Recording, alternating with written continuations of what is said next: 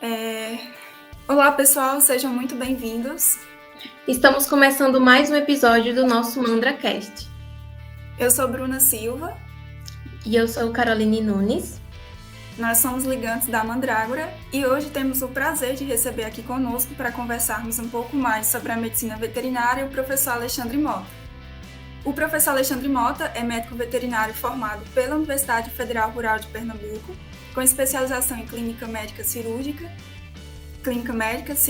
anatomia patológica e laboratório clínico de ruminantes e equídeos pela Universidade Federal Rural de Pernambuco, mestre e doutor em ciência veterinária pelo Programa de Pós-Graduação em Medicina Veterinária, na área de clínica e cirurgia animal, na Universidade Federal Rural de Pernambuco, e atualmente é o professor responsável pela disciplina de clínica cirúrgica de grandes animais da Univasf.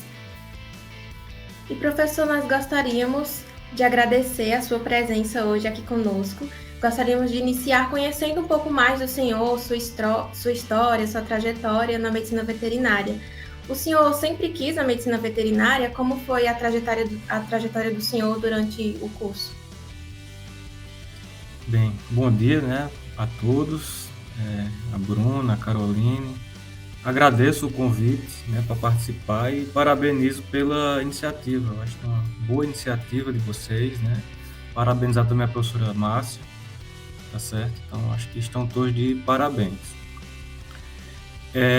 Em relação à pergunta, eu escolhi a veterinária, primeiro, que minha família sempre criou gado, são produtores de leite. Então eu sempre tive contato, com os animais, principalmente bovinos.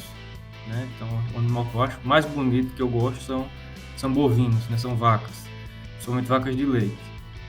Tá certo? Então quando eu era criança, adolescente, eu sempre vivi nesse meio, de fazenda.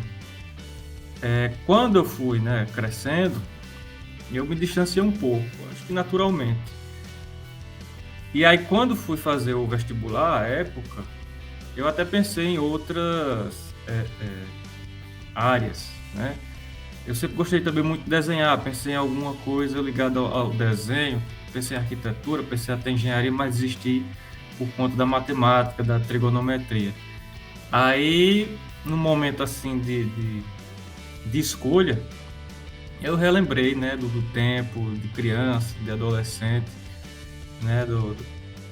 dessa época na fazenda, no sítio, e aí resolvi fazer veterinária. E quando eu decidi, eu estava meio assim, sem estudar direito, sem me esforçar bem para o vestibular. Depois que eu decidi que ia fazer veterinária, eu comecei realmente a estudar com mais seriedade e felizmente consegui passar no vestibular. E na graduação eu me identifiquei bastante com o curso. Nos primeiros anos, aquele ciclo básico, nem tanto. Mas quando eu acho que eu estava no 5º período, por aí, pagando semiologia, e que eu vi lá na Rural em Recife, professor de cirurgia castrando os equinos, eu disse, então, é isso mesmo que eu quero. E trabalhei sempre a graduação em relação aos grandes animais, principalmente ruminantes. Então, eu sempre orientei minha graduação pensando nessa área, que eu acho uma coisa importante, até uma dica. Eu vejo muitos estudantes e até profissionais mesmo, meio que perdidos assim. Claro que a graduação é um momento para você identificar o que você vai querer, já que a veterinária é uma área muito ampla, que envolve outras sub-áreas, vamos dizer assim. Mas é importante você ter um objetivo, saber onde você quer chegar, senão você não sai, não sai do canto. E eu sempre orientei meu curso, minha graduação para os grandes animais, principalmente os ruminantes. Eu fui monitor da disciplina de ginecologia obstetrícia, não ginecologia obstetrícia, era ginecologia, lá na Rural era separado, não é junto como aqui. Então fiz uma parte também em reprodução, mas sempre mais voltada a grandes animais. Fiz projeto de extensão com ruminantes, fiz PIBIC com ruminantes e no estágio obrigatório, fiz na clínica de bovinos, que aí eu me apaixonei definitivamente pelos ruminantes, porque eu não sei se você já tiveram aquela sensação que você entra no curso ou faz algo com uma certa expectativa, e às vezes nem sempre essa expectativa ela é correspondida. E quando eu fui estagiar na clínica de bovinos, é como se aquelas expectativas que você tivesse, elas forem atendidas e até superadas, né? Então, é um local onde a coisa acontece, né? Onde a boiatria acontece, onde você vê o animal sendo atendido, onde você vê os exames complementares, né? Hemograma, a parte bioquímica, diagnóstico por imagem, necrópsia, cirurgia. Então, 2 meses que eu passei lá no estágio foi assim, eu vi muitas coisas que em 5 anos de curso eu não tinha visto. Então, uma fonte de conhecimento, de aprendizado imensa, né? E aí decidi fazer a residência, fiz residência lá em Garanhuns, 2 anos, e continuei por lá, fiz mestrado, né? Lá em Garanhuns, pelo programa de Recife, né? O meu orientador, o Dr. Zé Augusto, que é de Garanhuns, mas que orientava à época pelo programa de Recife. Então fiz o mestrado pelo programa da Rural, mas em Garanhuns e na região. E o doutorado também, naquela região de Garanhuns e alguns municípios circunvizinhos. Então eu sempre orientei minha trajetória nos ruminantes, né? Eu trabalhei sempre nesse sentido e felizmente cheguei até aqui à Univasf em virtude disso, né? Fui professor substituto em 2015 lá na antiga UAG, que agora é o FAC, Universidade Federal do Agreste, de Pernambuco. Fui professor de 2 disciplinas, clínica cirúrgica e clínica médica de equinos. E também passei 1 ano, durante o mestrado, eu consegui conciliar com reprodução de equinos. Mas, majoritariamente, minha trajetória é com os ruminantes. Acho que é isso. Professor, na sua rotina, assim, quais são os casos mais comuns ou frequentes que surgem no dia a dia, tanto na rotina clínica como cirúrgica de ruminantes? Certo.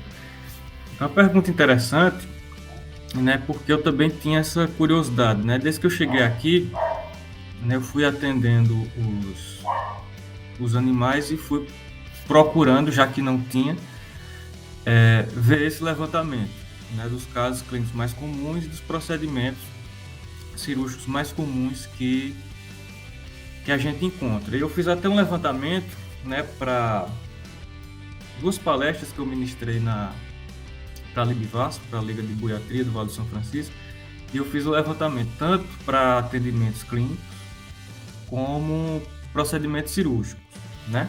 Então até anotei aqui para não esquecer, os casos clínicos que a gente mais tem encontrado, né, tem visto aqui na região, na Petrolina e cidades circunvizinhas, são casos respiratórios, né? Então, animais com quadro respiratório, principalmente broncopneumonias. Então apareceu aqui, ó, a gente fez um percentual quase 12%, 11,6% de animais com um quadro respiratório, na maioria dos casos broncopneumonias. Outros a gente não conseguiu fechar a causa, mas um quadro clínico de respiratório, né? Em segundo lugar, vem a verminose, né? A gente sabe que é um problema na caprinovinocultura muito importante, e como essa área daqui da gente, o forte, né, é a caprinovinocultura, então ficou em segundo lugar aí a verminose, com 8,1% dos casos, né? Depois vieram casos que a gente não conseguiu fechar, casos inconclusivos. Então a gente tem uma dificuldade por não ter hospital, né? Vocês sabem, a gente só tem um hospital de pequenos agora, né? Que foi construído o hospital de grandes animais, mas não está em funcionamento em virtude da pandemia. E por não ter um hospital de grandes, a gente ainda, alguns diagnósticos não consegue fechar. Então precisa de exames complementares. A campo, muitas vezes a gente não dispõe do recurso e não tem no momento como coletar material e analisar posteriormente. Então temos alguns casos que ficaram inconclusivos. Então 7% dos casos ficaram inconclusivos em virtude da falta no momento de exames complementares, né, que permitiriam que a gente fechasse o diagnóstico. Depois vieram casos de ceratoconjuntivite infecciosa, né, com 5,8% dos casos, né, e com esse mesmo percentual também as hérnias, né, principalmente hérnias umbilicais, mas também pegamos outros casos de hérnias, né, hérnias inguinais, também com 5,8% dos casos. Depois vieram as eventrações, que também, né, surpreendeu a gente na rotina, eventrações, né, com 4,6% dos casos. E com 3,4% dos casos a gente viu casos de ectima contagioso, intoxicação por algaroba. Lá em Afrânia a gente pegou pode ser um surto, né, de intoxicação por algaroba. E linfadenite caseosa, que a gente sabe também que é um grande problema na caprinovinocultura, né? Então, foram esses os principais casos. Com um menor percentual, a gente encontrou outros casos, né? Como aqui, ó, atresia anal, quase neurológicos. Esses quase neurológicos a gente acredita que é em virtude de plantas tóxicas, né? Plantas neurotóxicas. Mastite, principalmente mastite gangrenosa, né, em caprinos. Neoplasias, prolapso de reto, a gente vê muito em animais ou Dorper, né, ovinhos da raça Dorper, ou mestiços, né, corta a cauda muito excessivamente e tem esse problema de prolapso de reto.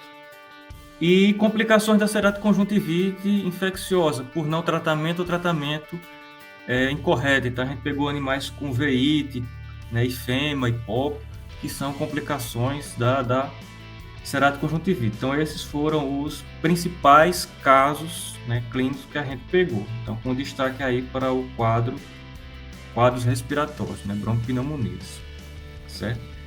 Em relação às cirurgias, né, quais foram as cirurgias que a gente mais fez nesse período? Então desde que eu cheguei aqui, 2016, o que a gente mais fez foi orquiectomia, castração, né, 43,9% dos casos. Então quase metade dos procedimentos cirúrgicos foram castrações, orquiectomia, né? Depois vieram as discórnias não cirúrgicas, que a gente faz muito nos cabritinhos, né, lá no CCA mesmo, com 8,8%. Fizemos algumas cirurgias de rufião, né, que é aquele macho para identificar cio de fêmeas, né, e a principal técnica que a gente utiliza é a ressecção da cauda do epidídimo. Então, em 7% dos casos. Drenagem de abscessos, em virtude principalmente de animais com linfadenite caseosa. Então fizemos em 7,02% dos casos. Reparação de atresia anal, um problema também que a gente tem bastante aqui, atresia anal. Então fizemos algumas cirurgias, 5,3% dos casos. Desmotomia patelar medial para tratamento de luxação de patela ou fixação do dorsal de patela. Então fizemos 5,3% dos casos. E com 3,5% dos casos ficaram, né, nessa posição as discórnias cirúrgicas, herniorrafia, principalmente umbilical, e redução do prolapso de reto. Então foram os principais procedimentos cirúrgicos que a gente realizou, com destaque aí para as castrações, para a orquiectomia. Então esses foram os casos. Certo. E professor, existe assim algum caso que marcou o senhor que foi complicado, mas acabou dando certo? Vocês falam principalmente relacionado à anestesia, não é isso? Isso também. Algum caso que marcou o senhor assim? Teve por excesso de confiança, né? Que foi justamente lá no CCA. A gente foi fazer discórnia não cirúrgica de caprinos. Tinha lá uns 7 ou 8 cabritinhos lá pra gente fazer discórnia não cirúrgica. E a gente não calculou, rapaz, a dose da lidocaína. Porque, como eu falei, excesso de confiança. A gente é muito acostumado a fazer, pelo menos eu era, mais em bezerros. E a gente usava uma quantidade ínfima de lidocaína. São 3 botõezinhos ali, em volta do botão germinativo e para bloquear também o nervo cornual ali na fossa. E nunca tivemos problema, nunca, né? Fiz assim vários e vários procedimentos em bezerros, né? Na época da graduação, da residência, enfim. Que na área onde eu me formei, né, onde eu fiz residência, é majoritariamente bovinos. Aqui é majoritariamente caprinos e ovinos. E a gente foi fazer nos caprinos também assim, no olho, né, vamos dizer assim, sem... Como é um procedimento simples, a gente é até um alerta, né, que eu aprendi por conta desse caso. Você nunca deve negligenciar, você sempre tem que calcular, nada de fazer no olho, tem que sempre... Às vezes a gente não tem uma balança ali perto, mas estima, e se não sabe, usa a dose mínima, né? Se precisar, aumenta, mas sempre começar com a dose mínima, mas não pode negligenciar, né? Nenhum caso é simples, nenhum caso é fácil, né? Você tem que sempre ter prudência. E no caso desses caprinos, a gente foi fazer como nos bezerros, né? No olho, né? Sem estimar o peso dos animais. E o que foi que aconteceu? Acabamos intoxicando os animais com lidocaína. A gente fez os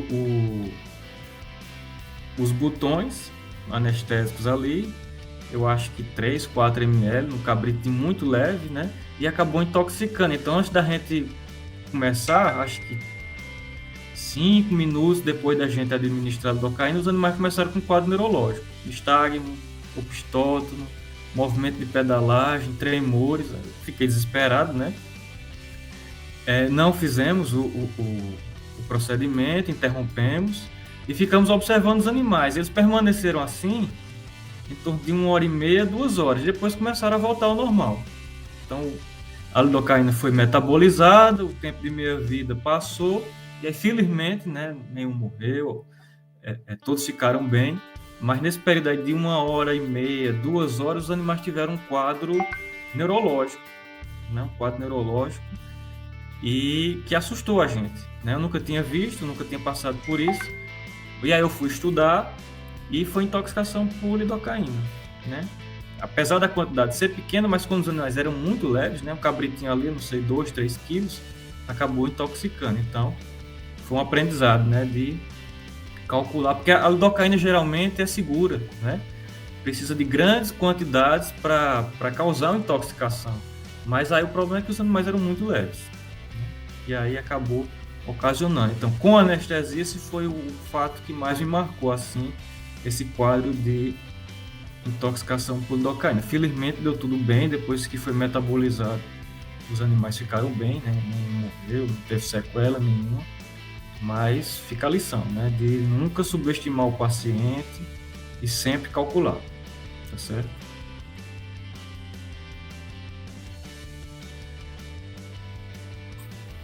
Professor, agora a gente queria saber se existe alguma técnica anestésica específica que o senhor utiliza para anestesiar ruminantes. Assim, não específica, mas os ruminantes, né? O ruminante é um bicho sagrado, eu sempre costumo dizer. É um animal que transforma bagaço de cana em leite, é um animal sagrado, né? E em relação à anestesia também, os ruminantes, eles... uma grande vantagem dos ruminantes é que você pode utilizar técnicas anestésicas relativamente simples. Por exemplo, o que é que mais se utiliza nos ruminantes? Os bloqueios locais. Os bloqueios locais.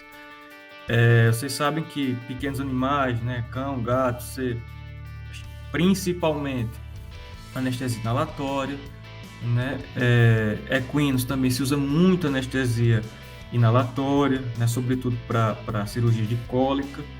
E nos ruminantes a gente usa principalmente, né, acho que em 80%, 90% dos procedimentos, bloqueios locais. A gente usa muito alfa-2 agonista, principalmente tilazina, na MPA, na medicação pré-anestésica, e para os procedimentos cirúrgicos, principalmente os bloqueios locais. E aí tem vários, né? Se faz muito cesariana, então em ela invertida ou paravertebral, anestesia de Beer, quando a gente quer fazer algum procedimento na região distal dos membros, né? Amputação de dígito, hiperplasia interdigital, tá certo? Para herniorrafia, o losango ou o retângulo ali em volta do aumento do volume umbilical, tá certo? Então, principalmente os bloqueios anestésicos, os locais. E aí tem várias técnicas, né? Tem que conhecer a região, por exemplo, a discorna, o bloqueio do nervo cornual, na fossa do nervo cornual e em volta do corno, né? Então, vários procedimentos que o principal método são os bloqueios locais. Então, em ruminantes, o que mais se utiliza são os bloqueios locais e a MPA com alfa-2 agonista. Claro que não é só isso, né? Mas assim, como eu falei, em 80% dos casos é o que a gente vai usar. Bloqueio local e um alfa-2 agonista como medicação pré-anestésica. Em substituição ao alfa-2 agonista, quando não puder usar a cepromazina,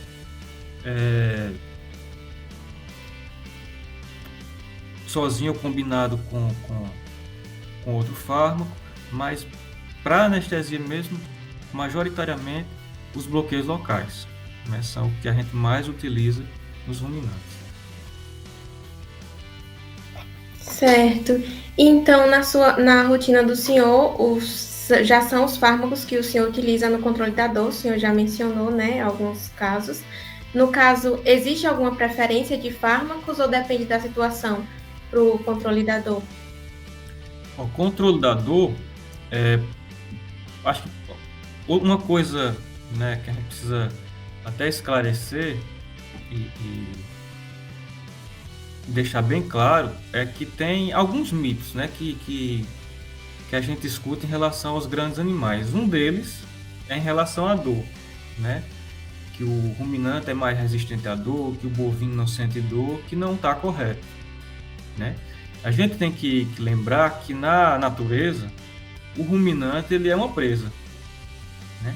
Então não é que o ruminante seja mais resistente à dor ou não sinta dor, mas vamos dizer entre aspas, ele esconde a dor, né? Como ele é uma presa, ele não pode demonstrar ao predador que ele está mal, que ele está doente. Então os ruminantes, né, bovinos, principalmente bovinos e bubalinos, eles tendem a não demonstrar. Eles estão sentindo dor, mas eles tendem a não demonstrar como um mecanismo de proteção, né, de não demonstrar ao predador que está debilitado. Então, nisso a gente tem que aprofundar a nossa forma de identificar, né, a dor. E aí tem várias formas, né? Tem alguns trabalhos, né, com tabelas.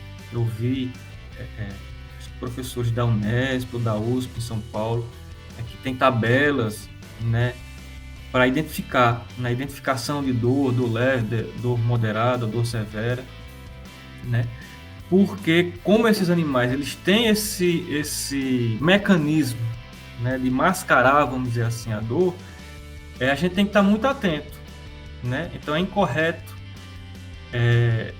o que dizem, né, que o bovino é mais resistente, o bubalino é mais resistente. Não, eles sentem dor igual, todos os animais sentem dor igual a gente sente dor, só que mascaram essa dor e que a gente tem que estar atento para identificar. Por exemplo, um caso que me chamou muita atenção quando eu era residente foi de uma vaca que ela estava ruminando, né? Então você pensa no animal ruminando, ele está bem, teoricamente ele está bem. E essa vaca eu não me lembro qual era o problema que ela tinha, mas ela estava, né, com algum problema lá, obviamente, estava lá internada. E eu sei que essa vaca ela morreu, acho que no mesmo dia. À tarde, à noite, não me lembro. E na necrópsia, essa vaca estava com uma peritonite imensa, assim, muito grave, uma peritonite difusa. E a gente ficou sem entender como é que esse animal estava conseguindo comer e ruminar, né, com essa peritonite tão grave. Então veja, com certeza aquele animal estava sentindo muita dor, né, mas mesmo assim estava ruminando, passando, vamos dizer, né, a aparência de que estava bem. Então isso é um mecanismo de defesa dos ruminantes, né? Então os ruminantes sentem dor. Claro que vai ter diferenças, né? Por exemplo, em relação aos grandes animais, a gente sabe que o equino ele tem um limiar dor mais baixo, obviamente, né? E o cavalo, por exemplo, ele pode morrer de dor, de um choque neurogênico. Uma das principais causas são as cólicas, né? Tem cólicas muito severas, com estrangulamento vascular, que os equinos podem morrer do choque neurogênico causado pela dor. Dificilmente um bovino, um bubalino vai morrer de um choque neurogênico, mas pode acontecer também, só que é muito mais... tem uma probabilidade muito maior disso acontecer com um equino. Então, o limiar da dor do equino é mais baixo. Dos ruminantes é um pouco mais alto. Mas entre os ruminantes tem diferença. A gente observa isso na prática. Um caprino, ele é muito mais sensível do que um bovino, por exemplo. Você faz uma discórdia num bovino e é tranquilo, relativamente tranquilo, apesar de ser um procedimento muito cruento. Já no caprino, ele sente muito. Então, eu nem gosto de fazer, não recomendo, não aconselho fazer discórdia em caprinos adultos, né?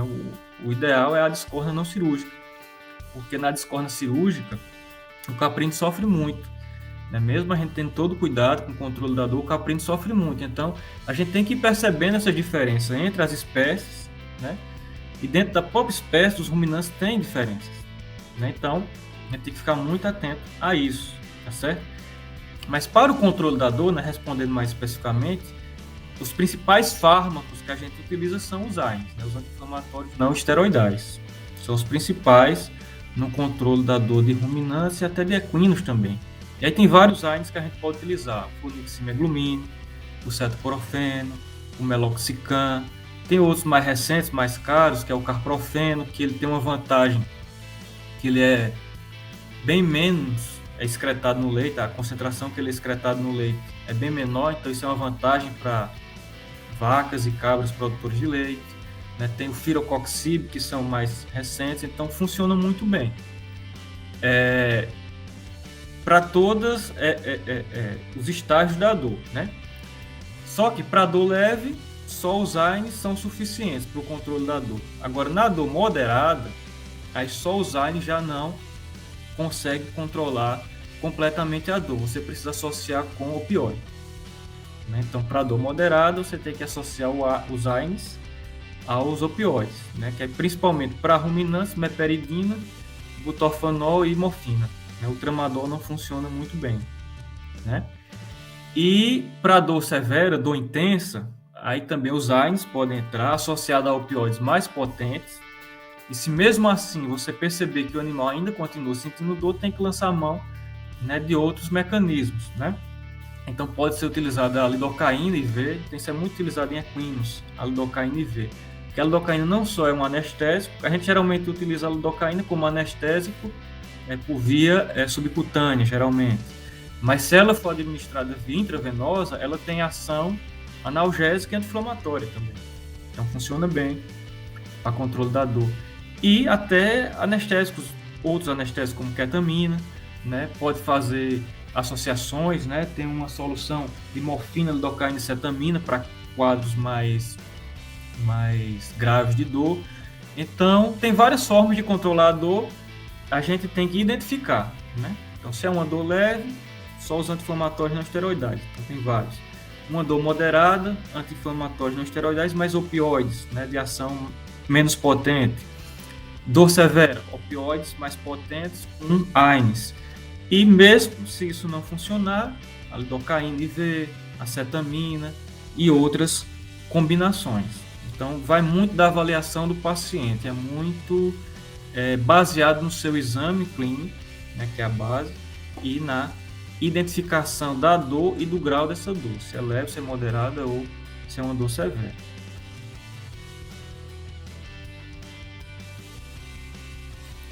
Professor, falando assim um pouco de equinos, o senhor tem experiência de fazer anestesia em equinos e tem alguma intercorrência, alguma coisa assim? Ou... Minha experiência com equinos é muito pequena, né? Como eu falei, na graduação eu direcionei muito mais para os ruminantes. A minha residência, apesar de a gente atender equinos, mas o número era bem pequeno, para vocês terem uma ideia, os 2 anos que eu fui residente, eu acho que a gente atendeu entre 800 e 900 animais, grandes animais como um todo. Destes, 600, 700 eram ruminantes, 100, 150 equinos, né? Eu acho que nos 2 anos foi mais ou menos isso. E lá em Garanhuns, na clínica de bovinos, a gente não fazia as cirurgias abdominais de equinos. Então era só atendimentos clínicos mesmo. Então geralmente problemas locomotores, cólicas clínicas, né? Quando a gente não conseguia resolver clinicamente uma cólica, a gente encaminhava para um hospital de equinos. Ali lá na região tinha alguns hospitais, em Caruaru, em Gravatá. E tratamento de feridas. Era muito a casuística em torno desses problemas, né? Cólicas, problemas locomotores e tratamento de feridas. Então a gente não fazia cirurgias abdominais. Então a experiência que eu tenho em equinos em relação à anestesia são mais procedimentos simples, né? Para castração, né? Orquiectomia, para a realização de um fechamento por primeira intenção, né? Uma sutura de uma ferida, né? A retirada de um tecido de granulação exuberante, procedimentos mais simples, mas, por exemplo, eu não tenho experiência com anestesia inalatória, que é utilizada para você fazer cirurgia de cólica, né? Triple dip, enfim, tem várias outras técnicas bem mais elaboradas de anestesia em equinos que eu não tenho experiência, né? Eu como falei, tenho mais experiência em procedimentos mais simples. Por exemplo, a orquiectomia, que é o que a gente faz mais, inclusive em equinos também. Eu uso muito a detomidina, que é um alfa-2 agonista, né? E anestesia local, né? Então eu faço anestesia local na RAF, né, da bolsa escrotal, e ou faço anestesia intertesticular ou no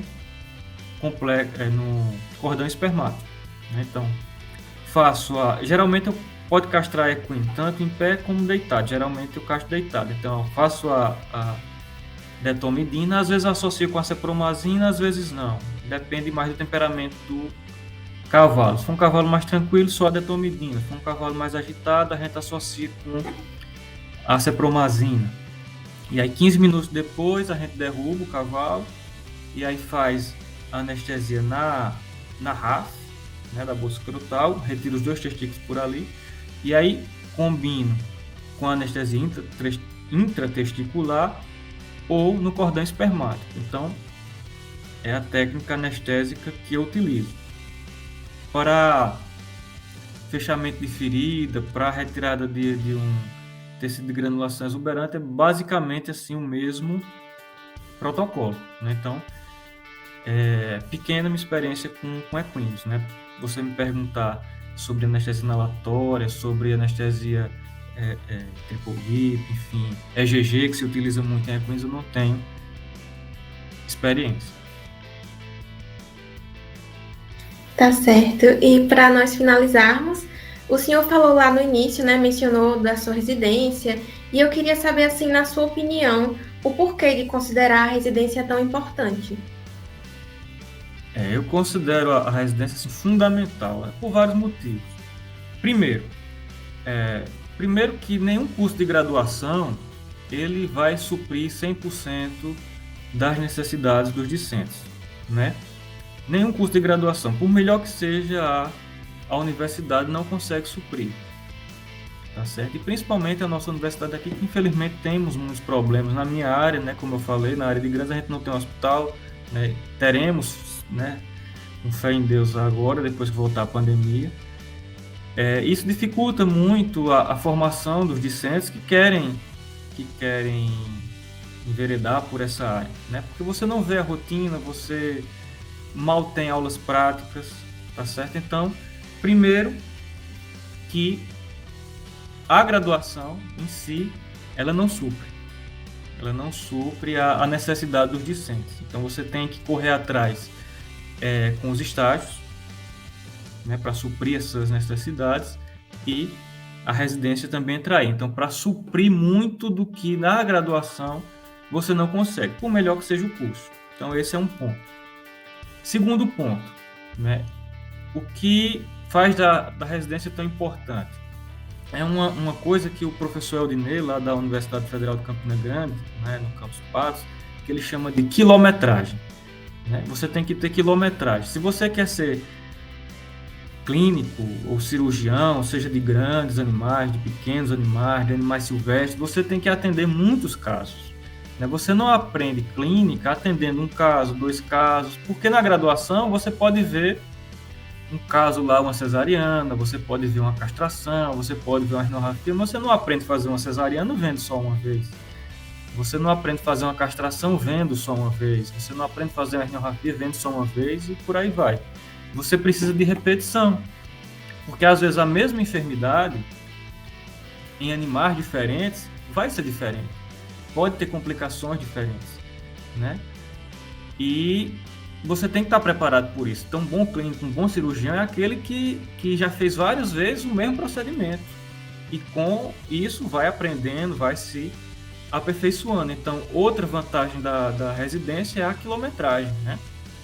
Uma coisa é eu ver uma vaca com deslocamento de abomaso, outra coisa é eu ver 50, 100 casos, né? Quanto mais você faz, quanto mais você atende, quanto mais você vê, melhor você fica. Então é essencial para quem quer trabalhar com clínica, com cirurgia, a rotina. Que você, mesmo que você tenha um hospital, como por exemplo a gente tem aqui um hospital de pequenos, mas você tem uma aula ali 1, 2 vezes na semana, por um semestre, por 2 semestres, e a quantidade de casos que você vê é 2, 3, 4 casos. Na residência, em 1 ano ou 2 anos, na minha época poderia ficar 1 ano ou 2, né? Agora é obrigatoriamente 2 anos, né, com o médico. Tem 2 anos você vê muita coisa. Por exemplo, quando eu era residente, eu falei, foi 800, 900 animais no primeiro ano, 800, 900 animais no segundo ano. Mas, por exemplo, ultimamente, eu não sei se vocês conhecem Eldo, que foi ex-aluno aqui da Univasf, que foi residente também lá em Garanhuns, acabou recentemente, ano passado. Passou de 1.000 animais a rotina em 1 ano. E agora eu acompanho lá, né, os residentes, os colegas, meus amigos que trabalham lá. Agora em outubro, final de outubro, já passou de 1.000 animais atendidos. Então é uma rotina muito grande, você atende animal todo dia, você examina todo dia.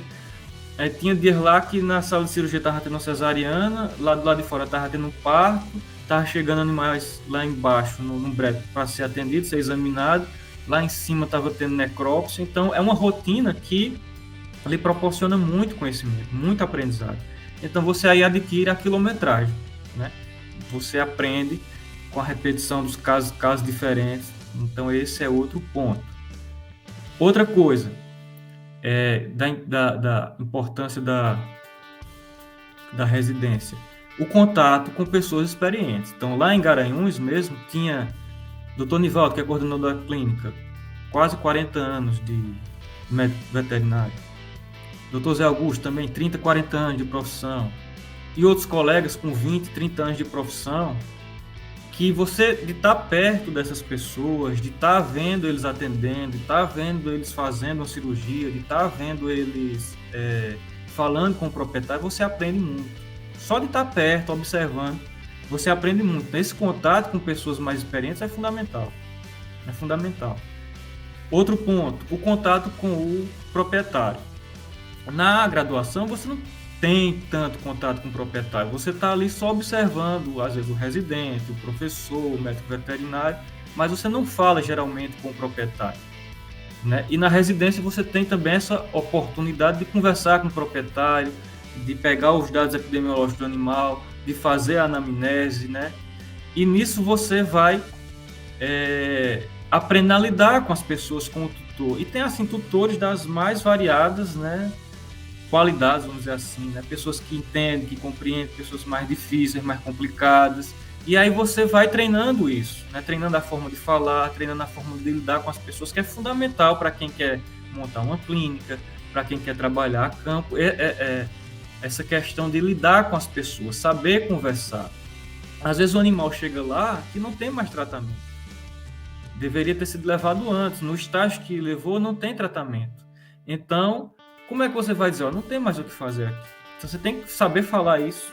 Ou, por exemplo, às vezes até tem tratamento, mas o custo é muito alto, às vezes o custo é mais alto que o valor do animal, o valor econômico do animal. E aí como é que você fala isso para ele? Às vezes, por exemplo, bovinos, animais pesados com fratura, não tem muito o que fazer. O material ortopédico não sustenta, né? Não é capaz de aguentar o peso daquele animal. Então, geralmente, a indicação da gente é abate. Então, você tem que saber falar isso para o proprietário, né? E, principalmente, quando é um proprietário de equinos, que o animal é muito caro.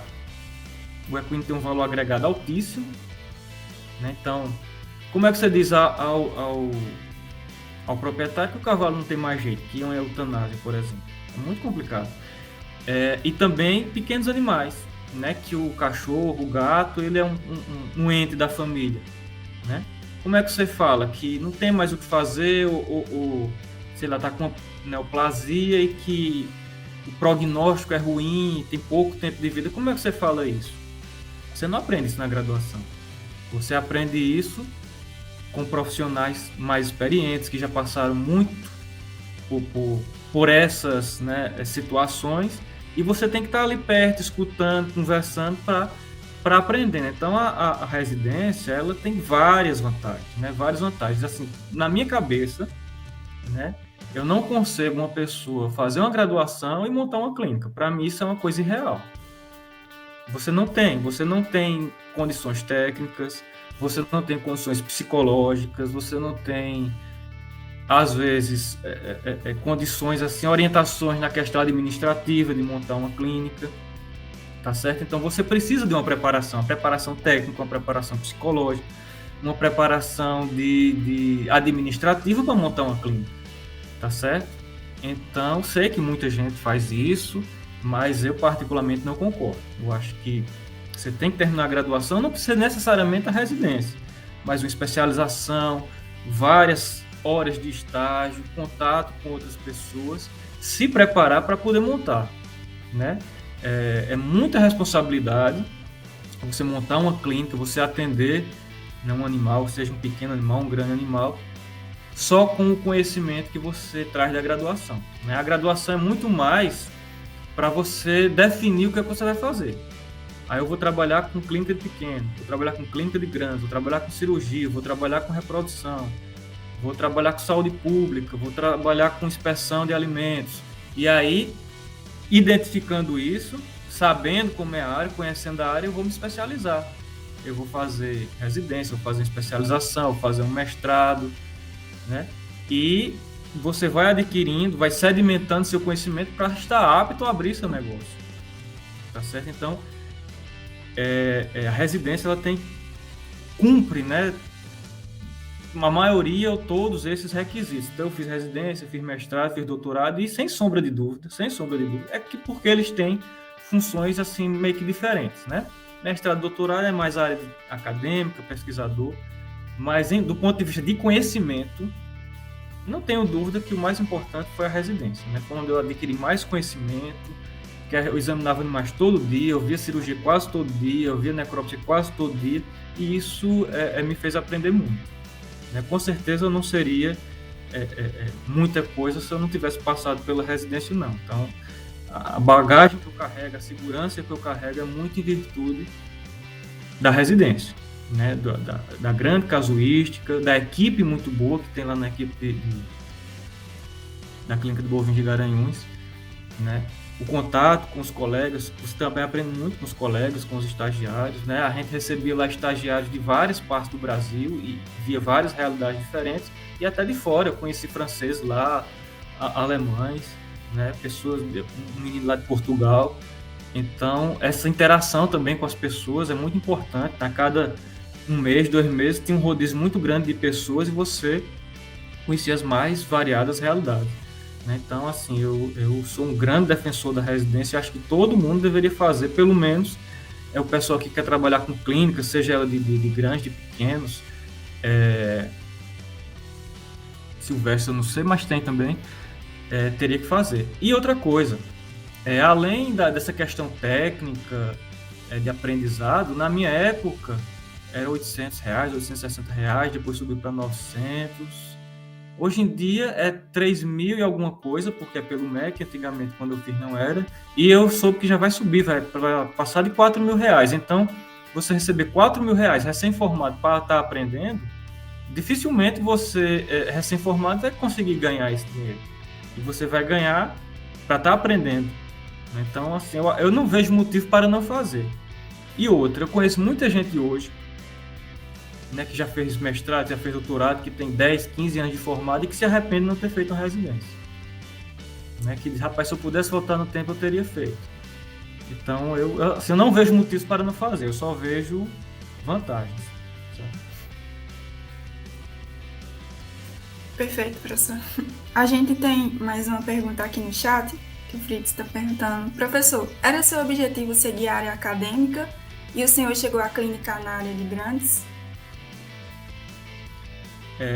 Quando eu entrei na graduação, eu nem pensava em seguir a área acadêmica, né? Eu pensava em ser veterinário de campo, né? Eu sou do interior, né? Eu não sou de Recife. Eu sou de Serra, ficar ali perto de Pesqueira, Belo Jardim, Caruaru. Eu pensava em me formar, voltar para a minha cidade e ser veterinário de campo, né? Atender a campo, fazer cirurgia a campo. Eu pensava nisso. Mas eu brinco dizendo assim, que às vezes tem coisas que acontecem na sua vida que é lhe mostrando, ó, por esse caminho não dá certo. Né? Da mesma forma que tem situações que acontecem e que, ó, é por aqui. Então, até acho que a metade do curso, que é o quinto, sexto semestre, eu tinha esse pensamento de me formar, não pensava em residência, não pensava em mestrado, doutorado acadêmico, nada disso. E aí eu fui conhecendo as pessoas. Eu conheci um professor, o professor Paulo, que era ele antes era professor de cirurgia, operava tudo, mas principalmente pequenos animais, porque lá a rotina em Recife é mais de pequenos animais. E depois ele passou para a cadeira de reprodução. E foi quando eu tive o primeiro contato com cirurgia, né, que eu falei, que eu vi ele operando os cavalos, né? E ele fazia muita aula prática. Todo semestre ele fazia 2, 3 aulas práticas, de pegar o ônibus com os estudantes e ir para as propriedades. E aí depois que eu conheci ele lá, eu não larguei do pé dele. Toda vez que tinha uma viagem de aula prática, eu pedia para ir. Muitas vezes não dava, porque o ônibus estava lotado, mas muitas vezes fui. Então acho que eu fui em mais de 20 ou 30 aulas práticas na minha graduação. Era um tempo bom. E aprendi muito com ele. Né, muito, não devo só a residência, mas muito a ele, as aulas práticas que eu acompanhei, né? E ele me deu muitos conselhos. Então, um dos conselhos que ele me deu foi de não voltar, né? Não voltar para a minha cidade e ser veterinário de campo. Ele me aconselhou a seguir a área acadêmica. Eu fui monitor nessa disciplina de ginecologia, então ministrei muitas aulas. Era uma coisa que me dava prazer, eu gostava, me sentia bem. Eu sempre fui muito tímido, mas nas aulas, né, eu nunca tive dificuldade. Desde o primeiro semestre, apresentando seminário, eu nunca tive dificuldade. Né? Tinha colegas muito mais, né, desenrolados do que eu, muito mais eloquentes do que eu, mas que na hora do seminário ali travava, ficava difícil, mas eu nunca tive essa dificuldade. E na monitoria, eu ministrei muitas aulas mesmo. Mesmo depois, né, que terminou a época de ser monitor, continuei ministrando aulas. E ele foi me dizendo, rapaz, você deveria fazer, né, seguir na área acadêmica. Eu fiquei assim meio, né, na dúvida, mas aí quando eu falei, né, que eu fiz o estágio na clínica de bovino, eu disse, eu tenho que fazer residência aqui, porque é aqui que eu vou aprender. Né, e aí fiz a residência. Aí esqueci um pouco mais dessa área acadêmica, fiz a residência, mas no final da residência eu disse, rapaz, e agora? Tá acabando a residência, o que é que eu faço? E eu fui, é importante ser do autoconhecimento também, eu fui nessa, como é que eu posso dizer, nessa trajetória de final da graduação, residência, me vendo o seguinte, que eu não tenho habilidade nenhuma para cobrar, eu não sei cobrar, tá certo? Então, se eu montasse uma clínica, ou se eu fosse trabalhar a campo, eu ia passar dificuldade, porque eu ia fazer o trabalho e não ia saber cobrar e eu ia quebrar ligeirinho. E aí eu já fiquei me questionando, rapaz, será que eu vou ser veterinário de campo mesmo? Acho que não dá não. Eu teria que pelo menos fazer um curso aí de administração, de alguma coisa assim. E eu fui me vendo nesse dilema. Eu digo, daqui a pouco eu quero ser veterinário de campo, mas não sei cobrar. Como é que vai ser? E durante a residência também tive conselhos, né, de colegas tanto da residência como que estavam no mestrado, de que eu deveria tentar um mestrado. Deveria ir lá falar com o Dr. Zé Augusto, né, que era médico veterinário da Clínica de Bovinos, que orientava na pós-graduação, tanto do programa de Recife como de Garanhuns. E aí, no final da residência, eu tomei coragem, fiquei meio acanhado, mas tive coragem, perguntei a ele se tinha condições, né, dele me orientar, tudo. Ele disse que sim, e aí eu fui fazer o mestrado. Durante o mestrado também, né, no segundo ano, porque meu mestrado eu praticamente consegui terminar ele no primeiro ano, de fazer as análises, de fazer as coletas e análises, tudo no primeiro ano. No segundo ano praticamente só foi escrever. E aí um colega meu que tinha sido residente comigo e acabou a residência, ele estava trabalhando com reprodução de equinos. Aí me chamou para trabalhar com reprodução de equinos. Eu gostava, assim, mas o tal de lidar com o proprietário, principalmente de equino, não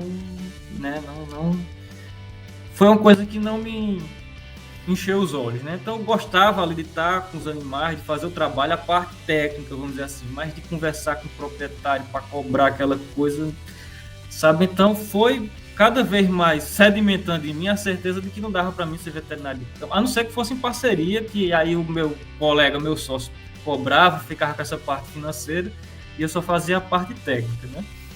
E aí no final do mestrado, o mesmo dilema, o que é que eu vou fazer? Falei de novo com o Zé Augusto para ver se eu conseguia o doutorado. Ele disse que não tinha vaga, mas tinha um outro professor, colega dele, que eu poderia fazer. E aí falei com esse outro professor, fiz o doutorado com ele. E aí as coisas foram meio que naturalmente, automaticamente se encaminhando, né? Aí no primeiro ano do doutorado eu estava com 3 empregos, estava fazendo mestrado, depois doutorado, né? Então essa parte de pós-graduação, trabalhando com reprodução de equino, e passei no concurso, né? Surgiu um concurso para professor substituto em Garanhuns, na UFAP, hoje UFAP, e eu não estava dando conta, né? Aí larguei a reprodução de equino, fiquei com professor substituto e gostei muito da experiência, né? Passei 6 meses, gostei muito da experiência, e foi nesse período, no final desse período, que surgiu o concurso para cá, que pedia só mestrado, que eu estava no início do doutorado, só tinha um mestrado, né? E aí acho que foi que encaixou como uma luva, eu fiz, né? Estudei bastante, 1 mês e meio, 2 meses estudando bastante, e passei. Então que as coisas foram meio que se encaminhando assim. Como eu falei, é importante você observar os sinais que a vida lhe dá, né? Ela dá sinais de que alguma coisa não vai dar certo, mas também dá sinais que as coisas vão dar certo. Então, eu digo, esse caminho é por aqui. Então, eu escutei muito o professor Paulo, escutei colegas da residência, de pós-graduação, que foram me dando conselhos, eu fui seguindo e as coisas foram meio que naturalmente acontecendo. Mas, inicialmente, eu não pensava. Foi o rumo que a vida foi tomando. Sabe? Tem outra perguntinha aqui no chat, que pergunta assim: professor, mito ou verdade? Proprietários de grandes animais são mal pagadores? Aí vai de pessoa para pessoa. O que é que a gente observa? A gente observa que as pessoas mais simples, né, que às vezes têm menos condições, menos recursos, são os que mais pagam. Então, por exemplo, eu vou dar um exemplo da clínica de bovinos, que, como eu falei, né, a gente aprende muitas coisas, inclusive isso. Lá na clínica de bovinos, como é, né? O animal chega, você atende, e aí o que é que a gente fala para o proprietário? Geralmente ele deixa um calção, um dinheiro, aí valor assim, variável, é o que ele tiver na hora lá, como uma calção, né? E aí esse animal ele é examinado, muitas vezes vai precisar de exames complementares, às vezes é um caso cirúrgico, faz cirurgia, às vezes o animal é só um tratamento clínico, enfim. E aí ele deixa esse dinheiro lá, e às vezes esse dinheiro é suficiente para pagar as despesas daquele animal. Às vezes não, às vezes, sei lá, ele deixa R$100, aí a conta deu 200, ele só completa com mais 100. Então isso para ruminantes funcionava muito bem. Muito bem. Já para os equinos, não. Por quê? Porque geralmente os equinos se gastava mais. Medicamentos para equinos são mais caros, tratamentos mais prolongados. Às vezes um cavalo com um tratamento de uma ferida passava 1 mês, 2 meses internado, então a conta dava muito alta. Então geralmente o cara deixava esse calção, um dinheiro pequeno, vamos dizer assim, e no final a conta dava alta. E às vezes tinha cara que nem ia buscar mais o cavalo, deixava lá. Teve cavalo que passou lá 6 meses na clínica. O cara nunca foi buscar, eu nem sei que destino teve depois. Como foi que resolveu. E aí, para os equinos, o pessoal já mudou a forma de cobrar. Né? Eu trazia o cavalo, mas olha, a gente examinava lá, fazia um exame, o cara lá do lado.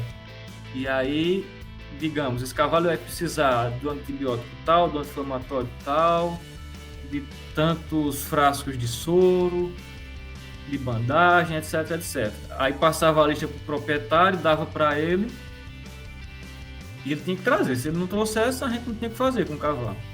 Né? Então a forma de cobrar era diferente por conta dessa, vamos dizer, problema em relação ao pagamento. Então, assim, a experiência que eu tenho é que os proprietários de ruminantes geralmente pagam melhor, os de equinos têm mais dificuldade. Apesar de, geralmente, quem cria cavalo tem um poder aquisitivo maior. Né? Eu não sei se é costume, cultura. Agora sim, é muito uma questão individual também. Isso não era todos os proprietários. Não é todo proprietário de ruminante que paga, não é todo proprietário de equino que não paga. Não. Isso aí é de pessoa para pessoa. Mas se a gente pegar numa média assim, né, de uma forma geral, é isso que a gente vê. Agora, eu sempre digo que o veterinário ele tem que saber trabalhar. Né? Ele tem que saber trabalhar. Por exemplo, se eu fosse trabalhar a campo, como dizer, provavelmente eu ia levar uns prejuízos aí. O veterinário ele tem que saber trabalhar, ele tem que saber conversar, ele tem que deixar bem claro como é que vai ser o procedimento, a forma de deixar claro para o proprietário, porque às vezes você faz tudo lá, não passa como vai ser, né? O quanto o cara vai gostar, às vezes o cara não tem condições de pagar. Né? Então, você tem que ter uma conversa, né? Como eu disse, a conversa inicial, ela é importante. Tinha um colega meu lá da clínica de bovinos que ele dizia que ia fazer cirurgia, ia fazer algum procedimento, o cara chamava ele para tomar café, e na hora do café, na conversa, que ele sabia o que ele ia cobrar, porque eles porque esse animal aqui é muito bom, é filho de não sei quem, não sei quem, isso aqui foi de embrião que veio do Canadá, eles, pronto. Aí eu já sei dar o preço na hora do café. Né? Então tem que ter essa, como é que eu posso dizer, esse jogo de cintura, né, com o proprietário, né? E o outro mito, né, aproveitando, acho que é pertinente, né, um mito que a gente falou sobre dor, que ruminante não sente dor, é mais resistente, que é um mito, a gente já desmistificou isso. E outra é que veterinário de grande é sujo, não usa luva, não faz anestesia e só anda mal amanhado, que assim, depende também do profissional, né? Então tem um colega meu também, Zé Ricardo, que recentemente passou no concurso lá para a Universidade Federal de Viçosa, vai trabalhar lá, que ele disse que o primeiro capítulo lá do livro Exame Clínico dos Bovinos, do Rosenberg, é um livro alemão muito bom, é uma bíblia para quem é buiatra, né? Para quem é clínico de ruminantes, que o primeiro capítulo do livro ele fala como o veterinário tem que se portar, né? Que tem que falar bem, que tem que andar limpo, que tem que chegar na propriedade, que tem que levar, sei lá, seu ultrassom, seu material cirúrgico, tudo direitinho, tudo certinho, né? Terminou, tira a roupa suja, veste uma limpa, porque isso o proprietário percebe, né? Isso o proprietário já vai ter um olhar diferenciado para o profissional. Então você tem que ter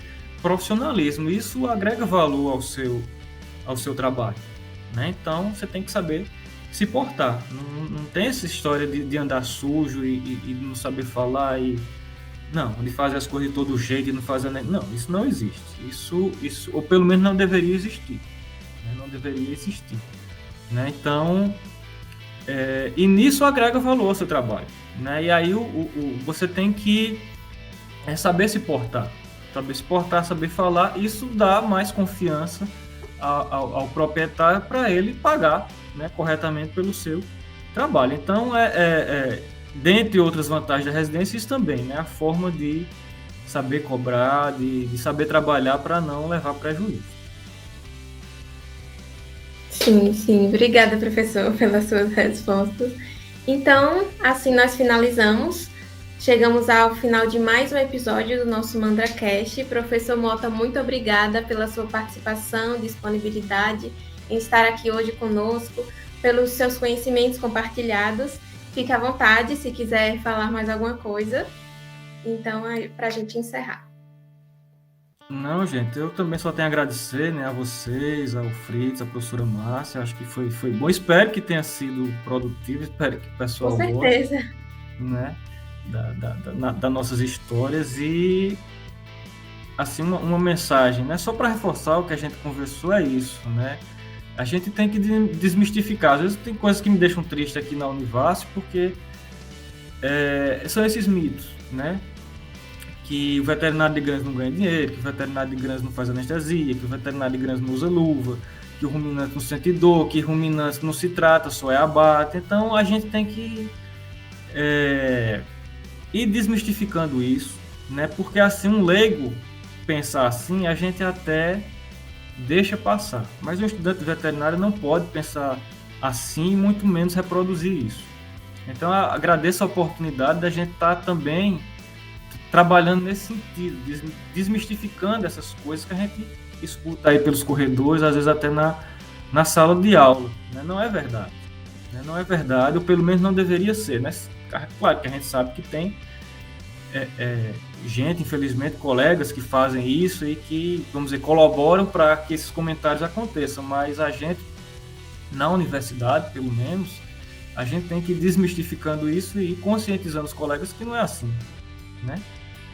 O porquê eu faço anestesia, porquê eu faço antisepsia num cão, num gato e não faço num bovino. O que é que o bovino tem de menos importante do que um cão ou um gato?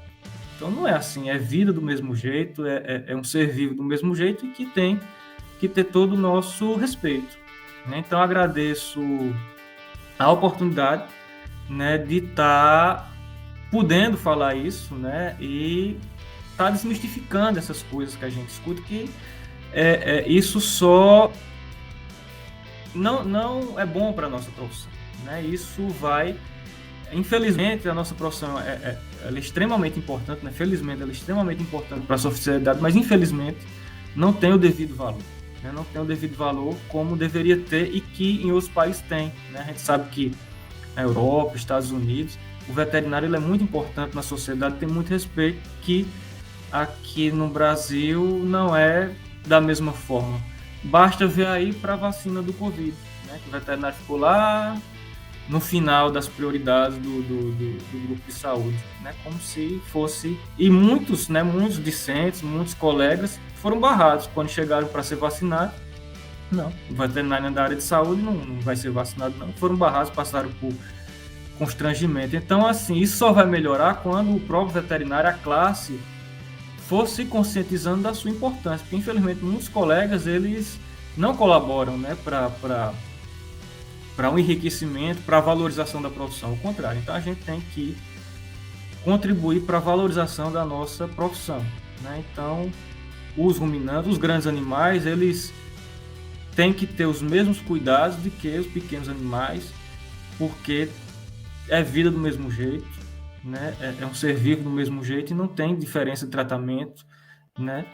Todos têm que ser tratados com o mesmo respeito, controle da dor. Isso é um mito, né? Que a gente tem que combater, né? De que não precisa de anestesia, que é só na corda, não, né? Isso é uma ignorância falar. Então agradeço a oportunidade mais uma vez de a gente estar podendo conversar sobre isso e estar ajudando de alguma forma aí, melhorando nosso entendimento quanto a essas questões, né? Que a gente escuta aí muitas vezes coisas que não são verdade, tá certo? Agradeço a oportunidade e espero ter contribuído aí com o grupo, com a Mandrágora, né? E fico aí à disposição, né? Sempre que precisarem eu estarei à disposição para ajudar no que for possível. Muito obrigada, professor. Foi ótimo, professor. Muito obrigada. Obrigado, gente. Então, nós nos vemos nos próximos episódios do nosso MandraCast. Obrigada a cada um que esteve aqui conosco presente e até a próxima. Tchau, gente. Tchau. Tchau, professor.